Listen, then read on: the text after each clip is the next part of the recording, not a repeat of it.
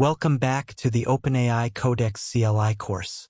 In Lesson 4 we set the sandbox, the walls around what codex may touch on your machine.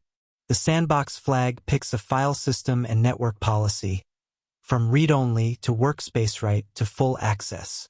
And the YOLO flag drops every guardrail at once. Let's open the terminal and see each level. Here we are at the shell.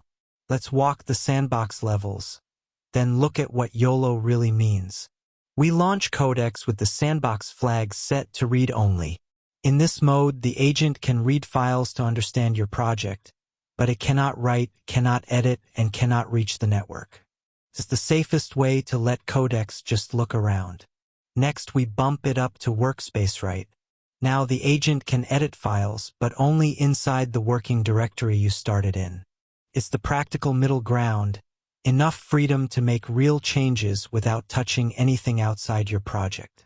The top level is dangerful access, which removes the sandbox entirely. Codex can write anywhere and reach the network freely, so save it for cases where you truly need it and understand the trade you're making by opening those walls. Then there's the big red button.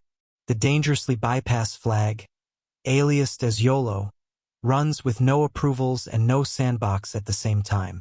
It's only safe inside an already isolated environment, like a throwaway container or a CI job. The key mental model to carry away. Sandbox and approval policy are two independent dials. One decides what the agent can touch on disk and network, the other decides when it must stop and ask you. Set them separately to fit the task. Here's what to keep. The sandbox flag picks a policy: read-only, workspace-write, or dangerful access. The safest setting lets Codex read your files but never write them or reach the network. It's the mode to start in when you don't yet fully trust a task. The YOLO flag drops approvals and sandbox together. Use it only in an isolated environment. Head to Standarity.com for the full Codex CLI course, and join us in Lesson 5, where status and usage show your session config and token spend.